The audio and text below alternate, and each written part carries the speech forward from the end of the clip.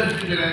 ಅದರ ಪ್ರಕಾರವಾಗಿ ಜಿಲ್ಲಾಧ್ಯಕ್ಷ ಗಣಪೇಗೌಡರಿಗೆ ಅಪಘಾತವಾದ ನಂತರ ಸುಮಾರು 3 ವರ್ಷಗಳ ಕಾಲ ನಾನು ಪಕ್ಷದ ಜಿಲ್ಲಾ ಉಪಾಧ್ಯಕ್ಷರನ್ನು ನಡೆಸಿ ಜಿಲ್ಲಾಧ್ಯಕ್ಷರ ಎಲ್ಲ ಕೆಲಸವನ್ನು ನನ್ನ ನೇತೃತ್ವದಲ್ಲಿ ನನ್ನ ತಂಡವು ಮಾಡಿದ್ದರಿಂದ ಜಿಲ್ಲೆಯಲ್ಲಿ ಪಕ್ಷವು ಉತ್ತಮವಾದಂತಹ ಸಂಘಟನೆ ಆಗಲಿಕ್ಕೆ ಕಾರಣವಾಗಿದೆ.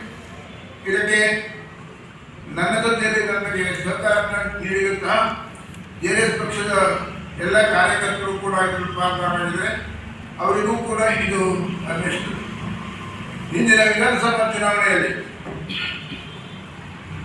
ನಾನು ಜಿಲ್ಲೆಯ 6 ವಿಧಾನಸಭಾ ಕ್ಷೇತ್ರದಲ್ಲಿ ಚುನಾವಣಾ ಪ್ರಚಾರ ನೇತೃತ್ವ ವಹಿಸಿದ್ದೇನೆ. ಕುಮಟಾ ಕ್ಷೇತ್ರದಲ್ಲಿ ಅತಿ ಕಡಿಮೆ ಅಂತರದಿಂದ ನಾವು ಸೋತಿದ್ದು ನಾವು ಮಾಡಿದ ಉತ್ತಮ ಸಂಘಟನೆಯಿಂದಾಗಿ ಅಷ್ಟು ಮತಗಳು ಬೀಳಲು ಕಾರಣವಾಗಿದೆ. ಪಕ್ಷಕ್ಕಾಗಿ ನಾನು ಸಾಕಷ್ಟು ತ್ಯಾಗ ಮಾಡಿದ್ದು ನನ್ನ ಒಕ್ಕಲಿಗ ಸಮುದಾಯದ ಮತಗಳ ಜೊತೆಯಲ್ಲಿ ಎಲ್ಲ ಸಮಾಜದವರು ಕೂಡ ಸಮಾಜದ ಕಾರ್ಯಕರ್ತರು ಕೂಡ ಸಹಕಾರ ನೀಡಿದ್ದರಿಂದ ಹೆಚ್ಚಿನ ಪ್ರಮಾಣದಲ್ಲಿ ಮತಗಳು ನಮ್ಮ ಪಕ್ಷದ ಅಭ್ಯರ್ಥಿಗೆ ಬೀಳಲಿಕ್ಕೆ ಸಾಧ್ಯವಾಗಿದೆ. ಇತ್ತೀಚಿನ JDS ಪಕ್ಷದ ಹೈಕಮಾಂಡ್ ಆದೇಶದ ಮೇರೆಗೆ ಪ್ರಜಾಪ್ರಭುತ್ವ ಮಾದರಿಯಲ್ಲಿ JDS ಪಕ್ಷದ ಜಿಲ್ಲಾಧ್ಯಕ್ಷರ ಆಯ್ಕೆ ಪ್ರಕ್ರಿಯೆ ನಡೆದಿರುತ್ತದೆ. ಈ ಸಂದರ್ಭದಲ್ಲಿ ನಾನು JDS ಪಕ್ಷದ ಜಿಲ್ಲಾಧ್ಯಕ್ಷನಾಗಿ ಆಯ್ಕೆಯಾಗಿದ್ದೇನೆ. ಇದಕ್ಕೆ ರಾಜ್ಯ ಚುನಾವಣಾ ಅಧಿಕಾರಿಗಳ ಜಿಲ್ಲಾ ಚುನಾವಣಾಧಿಕಾರಿಗಳ ಮೂಲಕ ಚುನಾವಣಾ ನಡೆದಿರುತ್ತದೆ. ಜಿಲ್ಲಾ ಅಧ್ಯಕ್ಷರ ಹುದ್ದೆಯ ಬಗ್ಗೆ ನನಗೆ ಐ ಡಿ ಕಾರ್ಡ್ ನಾನು ಜಿಲ್ಲಾಧ್ಯಕ್ಷನಾಗಿ ಆಯ್ಕೆಯಾದ ಬಗ್ಗೆ ID ಕಾರ್ಡನ್ನು ಕೂಡ ನಮ್ಮ ಪಕ್ಷದ ಹೈಕಮಾಂಡ್ ನನಗೆ ನೀಡಿರುತ್ತದೆ. ಅದರ ಕುರಿತಾಗಿ ನಮಗೆ ಆ ಸಂದರ್ಭದಲ್ಲಿ ವೇದಿಕೆಯನ್ನು ಹಂಚಿಕೊಳ್ಳಲಿಕ್ಕೆ ಅವಕಾಶವನ್ನು ಕೂಡ ಕೊಟ್ಟಿದ್ದೇನೆ. ಅದನ್ನು ಇವತ್ತು ಕೂಡ ನಾನು ನನ್ನ ಕಾಪಾಡಿದೆ. ಅಥವಾ ನಾನು ಯಾವುದೇ ಒಂದು ಪಕ್ಷದ ಸಂಘಟನೆಗೆ ಹೋದಾಗ ಈ ID ಕಾರ್ಡನ್ನು ನಾನು ತೆಗೆದುಕೊಂಡು ಹೋಗ್ತಿದ್ದೆ.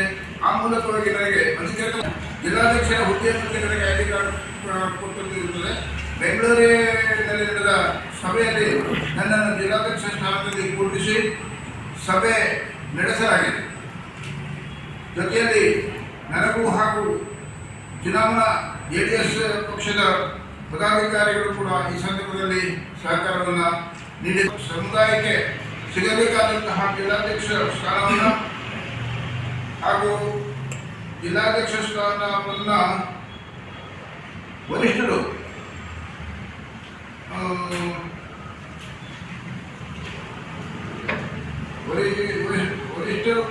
ವರಿಷ್ಠರ ಮೂಲಕವಾಗಿ ನನಗೆ ಆ ಹುದ್ದೆ ಸಿಕ್ಕಿದಾಗ ಅದಕ್ಕೆ ಜನರಿಂದ ಒಬ್ಬರಿಗೆ ಸಮಾಜಕ್ಕೆ ಸಿಗಬೇಕಾದ ಜಿಲ್ಲಾಧ್ಯಕ್ಷ ಸ್ಥಾನವನ್ನು ವರಿಷ್ಠರು ತಪ್ಪಿಸುವುದರಿಂದ ಒಕ್ಕಲಿಗ ಸಮಾಜಕ್ಕೆ ನೋವುಂಟಾಗಿರುವ ಬಗ್ಗೆ ಅನೇಕ ಬಂಧುಗಳು ನನಗೆ ತಿಳಿಸಿದ್ದಾರೆ. ಒಕ್ಕಲಿಗ ಸಮಾಜಕ್ಕೆ ಮಾಡಿದ ಅನ್ಯಾಯವನ್ನು ಮುಂದಿನ ದಿನಗಳಲ್ಲಿ ನಡೆಯುವ ಚುನಾವಣೆಯ ಮೇಲೆ ಖಂಡಿತವಾಗಿಯೂ ಕೂಡ ಪರಿಣಾಮ ಬೀರಲಿದೆ ಇರತಕ್ಕಂಥ ಮಾತನ್ನು ಹೇಳಲಿಕ್ಕೆ ನಾನು ಇಷ್ಟಪಡ್ತಿದ್ದೇನೆ. ಸಾಂಸ್ಥಿಕ ಚುನಾವಣೆಯನ್ನು ಜಿಲ್ಲಾ ಚುನಾವಣಾ ಅಧಿಕಾರಿಗಳು ಮೂಲ ಹೆಸರು ಗೋಗತ್ವ ಕೃಷ್ಣ ಪ್ರಕಾರ ಅಂತ ಹೇಳಿ ಶಾರ್ಟ್ ನೇಮ್ ವಿದ್ಯುತ್ ಕಾಗ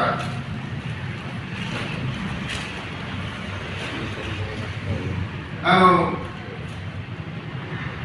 ಇವತ್ತು ನಮ್ಮ JDS ಪಕ್ಷಕ್ಕೆ ಸಂಬಂಧಪಟ್ಟಂತಹ ಸಾಂಸ್ಥಿಕ ಚುನಾವಣೆ ನಡೆದರ ಕುರಿತಾಗಿ ಮತ್ತು ಅದರ ನಂತರದಲ್ಲಾದಂತಹ ಬೆಳವಣಿಗೆಗೆ ಸಂಬಂಧಿಸಿದಂತೆ ನನ್ನ ಎಲ್ಲ ಮಾಧ್ಯಮ ಮಿತ್ರರಿಗೆ ಮತ್ತು ನನ್ನ ಪಕ್ಷದ ನಾಯಕರುಗಳಿಗೆ ನಾನು ಈ ಒಂದು ಕಾರ್ಯಕ್ರಮಕ್ಕೆ ಹೃತ್ಪೂರ್ವಕವಾಗಿ ಸ್ವಾಗತಿಸಿದ್ದೇನೆ. ನಾನು JDS ಪಕ್ಷದ ಒಬ್ಬ ಸಕ್ರಿಯ ಕಾರ್ಯಕರ್ತ. ಸಾಮಾನ್ಯವಾಗಿ ಪಕ್ಷದಲ್ಲಿ 15 ವರ್ಷಗಳಿಗಿಂತ ಹೆಚ್ಚಿನ ಕಾಲ ಉಪಾಧ್ಯಕ್ಷನಾಗಿ ಸೇವೆ ಸಲ್ಲಿಸಿದ್ದೇನೆ. ಗಣಪೇಗೌಡರವರು 2ನೇ ಬಾರಿಗೆ ಜಿಲ್ಲಾಧ್ಯಕ್ಷರಾಗಿ ಆಯ್ಕೆಯಾದಾಗ ನನ್ನನ್ನು ಉಪಾಧ್ಯಕ್ಷರನ್ನಾಗಿ ನೇಮಕ ಮಾಡಿಕೊಂಡ ಮೇಲೆ ನಾನು ಅವರ ಜೊತೆಯಲ್ಲಿ ಪಕ್ಷದ ಸಂಘಟನೆ ಬಗ್ಗೆ ಉತ್ತರ ಕನ್ನಡ ಜಿಲ್ಲೆಯ ಪ್ರತಿಯೊಂದು ಭಾಗಗಳಿಗೂ ಸಂಪರ್ಕ ನೀಡಿ ಪಕ್ಷದ ಹಿತಾಸಕ್ತಿ ಕುರಿತಾಗಿ ಮತ್ತು ಕಾರ್ಯಕರ್ತರ ಜೊತೆಯಲ್ಲಿ ಬೆರೆತು ಪಕ್ಷದ ಕುರಿತಾಗಿ ನನ್ನ ಕರ್ತವ್ಯವನ್ನು ನಾನು ಪ್ರಾಮಾಣಿಕವಾಗಿ ಸಲ್ಲಿಸಿದ್ದೇನೆ. ಆದರೆ ಇತ್ತೀಚೆಗೆ ಪಕ್ಷದ ಸಾಂಸ್ಥಿಕ ಚುನಾವಣೆ ನಡೆಯಿತು. ಆ ಸಂದರ್ಭದಲ್ಲಿ ಏನು ಬೆಳವಣಿಗೆ ಆಯ್ತು ಇರತಕ್ಕಂಥದ್ದನ್ನು ನಾನು ಹೇಳಲಿಕ್ಕೆ ಇಷ್ಟಪಡ್ತಿದ್ದೇನೆ.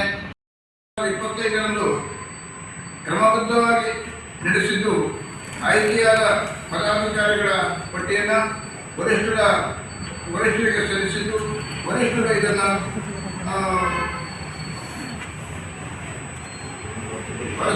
ಹೊರತುಪಡಿಸಿ ನೂತನ ಜಿಲ್ಲಾಧ್ಯಕ್ಷರನ್ನು ಆಯ್ಕೆ ಮಾಡಿದ್ದು ಇದಕ್ಕೆ ನನಗೆ ಬಹಳ ನೋವು ಹಾಗೂ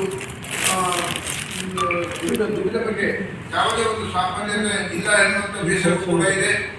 ನನಗೆ ಈ ಒಂದು ಹುದ್ದೆಯನ್ನು ಅವರು ಈ ಆಯ್ಕೆ ಪ್ರಚಾರವಾಗಿ ನೀಡಿದ್ದೇ ಆಗಿದ್ರೆ ನಾನು ನಿಜವಾಗಿಯೂ ಕೂಡ ಉತ್ತರ ಕನ್ನಡ ಜಿಲ್ಲೆಯಲ್ಲಿ ಜೆಡಿಎಸ್ ಪಕ್ಷದ ಸಂಘಟನೆ ಬಗ್ಗೆ ನನ್ನ ಪೂರ್ಣವಾದಂತಹ ಮನಸ್ಸನ್ನು ತೊಡಗಿಸಿ ಅಪೂರ್ವವಾಗಿ ಪಕ್ಷದ ಬೆಳವಣಿಗೆ ಮಾಡ್ತಿದ್ದೆ ಅನ್ನುವಂತಹ ಅಭಿಪ್ರಾಯವನ್ನು ತಮ್ಮಲ್ಲಿ ವಿನಂತಿಸಿಕೊಂಡಿದ್ದೇನೆ. ಪಕ್ಷ ಇದಕ್ಕಾಗಿ ಈ ಒಂದು ಬೆಳವಣಿಗೆಯಲ್ಲಿ ಬದಲಾವಣೆ ಮಾಡುವುದಕ್ಕೆ ನಾನು 1 ವಾರದ ಅವಧಿಯನ್ನು ಕೊಡ್ತಿದ್ದೇನೆ. ಇಲ್ಲ ಅಂತಂದರೆ ಸಾಮೂಹಿಕವಾದಂಥ ರಾಜೀನಾಮೆಯನ್ನು ಕೊಡಬೇಕಾದಂತಹ ಪರಿಸ್ಥಿತಿ ಬರಬಹುದೆನ್ನುವಂತಹ ಒಂದು ಅಂಶವನ್ನು ಕೂಡ ತಮ್ಮ ಗಮನಕ್ಕೆ ತರ್ತಿದ್ದೇನೆ. ನನಗೆ ರಾಜ್ಯ ಉಪಾಧ್ಯಕ್ಷ ಕಾನೂನು ಘಟಕ ಇತ್ತು. ಆದರೆ ಚುನಾವಣಾ ಅಧಿಕಾರಿಯಾಗಿ ನನಗೆ ನೇಮಿಸಿದ್ರು ಈ ಜಿಲ್ಲೆ. ನನಗೆ 31ನೇ ತಾರೀಕಿಗೆ ನಮ್ಮ ರಾಜ್ಯ ಚುನಾವಣಾಧಿಕಾರಿ ಆದಂಥ ಸನ್ಮಾನ್ಯ ಶ್ರೀ ತಿಪ್ಪೇಸ್ವಾಮಿ ಅವರು ನನಗೆ 31ನೇ ತಾರೀಕು ಜನವರಿ 2025 ನೇಮಕಾತಿ ಆದೇಶ ಕೊಡ್ತಾರೆ. ಆದೇಶದ ಜೊತೆ ಚುನಾವಣೆಯನ್ನು ಹೇಗೆ ಮಾಡಬೇಕು, ಯಾವ ಥರ ಮಾಡಬೇಕು ಅನ್ನೋದನ್ನು ಹೇಳಿರ್ತಾರೆ. ಅದಕ್ಕಿಂತ ಮುಂಚೆ ನಾವು ಹೇಗೆ ಚುನಾವಣೆ ಮಾಡಬೇಕಂತಂದರೆ ಮೆಂಬರ್ಶಿಪ್ ಮಾಡಬೇಕು, ಸದಸ್ಯತ್ವ ನೋಂದಣಿಯನ್ನು ಜಿಲ್ಲಾಧಿಕಾರಿ ಜಿಲ್ಲಾಧ್ಯಕ್ಷರು ತಾಲೂಕು ಅಧ್ಯಕ್ಷರು ಅವ್ರು ಮಾಡಬೇಕಾಗ್ತದೆ. 10 ರೂಪಾಯಿಗೆ ಒಂದು ಸದಸ್ಯತ್ವ ನಿಮ್ಗೆ ಗೊತ್ತೊಂದು ಎಲ್ಲ ಪಕ್ಷದಲ್ಲಿ ಇರ್ತದೆ, ಬೇರೆ ಬೇರೆ ಪಕ್ಷದಲ್ಲಿ 10 ರೂಪಾಯಿ 25 ಒಂದು ಬುಕ್ಕಲ್ಲಿ ಇರುತ್ತೆ. ಆ 25 ಸದಸ್ಯತ್ವ ಮಾಡದಂಥ ಪಕ್ಷದ ಕಾರ್ಯಕರ್ತರಿಗೆ 250 ರೂಪಾಯಿ ಒಂದು ಸದಸ್ಯತ್ವವನ್ನು ಕೊಟ್ಟು ಸಕ್ರಿಯ ಸದಸ್ಯತ್ವವನ್ನು ಕೊಟ್ಟಿರ್ತಾರೆ. ಆ ಸಕ್ರಿಯ ಸದಸ್ಯತ್ವ ಯಾರು ಪಡ್ಕೊಂಡಿರ್ತಾರೆ ಅವ್ರು ಚುನಾವಣೆಯಲ್ಲಿ ಎಲ್ಲ ಪದಾಧಿಕಾರಿಗಳ ಸ್ಪರ್ಧೆ ಮಾಡ್ಬೋದು, ಚುನಾವಣೆ ಸ್ಪರ್ಧೆ ಮಾಡ್ಬೋದು ಮತ್ತು ಅವರೇ ಮತದಾರ ಆಗಿರ್ತಾರೆ. ಹಾಗಿರುವಾಗ ಎಲ್ಲ ಜಿಲ್ಲೆಯಲ್ಲಿ ಜಿಲ್ಲಾಧ್ಯಕ್ಷರು ಅನುಪಸ್ಥಿತಿ ಅಂದರೆ ಅವರಿಗೆ ಆರೋಗ್ಯ ಸರಿ ಇಲ್ಲಾಗಿದ್ದು, ನಮ್ಮ ಮಾಜಿ ಜಿಲ್ಲಾಧ್ಯಕ್ಷರು ಗರ್ಭೆಗೊಂಡಿದ್ದಾರೆ, ಅವರಿಗೆ ಹುಷಾರಿಲ್ಲದ ಕಾರಣ ಜಿಲ್ಲಾ ಉಪಾಧ್ಯಕ್ಷರು ಮತ್ತೆ ಜಿಲ್ಲಾ ಹಿಂದುಳಿದ ಅಧ್ಯಕ್ಷರಾದಂಥ ರಮೇಶ್ ನಾಯ್ಕರು ಇಡೀ ಜಿಲ್ಲೆಯಲ್ಲಿ ಹೋಗಿ ಮತ್ತೆ ಪುಸ್ತಕಗಳನ್ನ ನಮ್ಮ ಪಾರ್ಟಿ ಆಫೀಸ್ ಬೆಂಗಳೂರಿಂದ ತಂದು ಎಲ್ಲ ಕಡೆ ಡಿಸ್ಟ್ರಿಬ್ಯೂಟ್ ಮಾಡಿ ಯಾರ್ಯಾರು ಸಕ್ರಿಯ ಸದಸ್ಯತ್ವ ಬಂದಿದೆ ಅಂತ ಅವರಿಗಷ್ಟೇ ಮತದಾನ ಹಾಕಿತ್ತು. ಆದ್ರೆ ಏನಾಗ್ತದೆ ಅಂತಂದ್ರೆ ನಾನು ಚುನಾವಣಾಧಿಕಾರಿ ಹಾಕೊಂಡು ಎಲ್ಲ ಜಿಲ್ಲಾ ಘಟಕಕ್ಕೆ ತಾಲೂಕು ಅಧ್ಯಕ್ಷರಿಗೆ ಆಮೇಲೆ ಚುನಾವಣೆ ಸ್ಪರ್ಧಿಸಿರ್ಬೋದು, ಕುಮಟಾ ಕ್ಷೇತ್ರ ಇರ್ಬೋದು, ಕಾರವಾರ ಇರ್ಬೋದು, ಎಲ್ಲ 6 ಕ್ಷೇತ್ರದವರಿಗೆ ನಾನು ಸಂಪರ್ಕ ಮಾಡಿದಾಗ ಅವರಿಂದ ಸಕಾರಾತ್ಮಕವಾದ ಉತ್ತರ ಕೊಡಲಿಲ್ಲ ಮತ್ತು ಸಹಕರಿಸಲಿಲ್ಲ. ಆ ಸಮಯದಲ್ಲಿ ನಾನು ದಿನಾಂಕ 5/6/2025 ನಮ್ಮ ರಾಜ್ಯ ಚುನಾವಣಾಧಿಕಾರಿಯಾದ ತಿಪ್ಪೇಸ್ವಾಮಿ ಪತ್ರ ಬರೀತೇನೆ. ಮತ್ತು ಸಕ್ರಿಯ ಸದಸ್ಯತ್ವದ ಯಾದಿ ಬರಲಿಲ್ಲ. ಹಾಗಾಗಿ ನಾನು ಚುನಾವಣೆ ಮಾಡಲಿಕ್ಕೆ ಬಹಳ ಕಷ್ಟ ಆಗ್ತದೆ. ಯಾಕಂದ್ರೆ ಡೆಡ್ಲೈನ್ ಇರುವುದೇ ಮೇ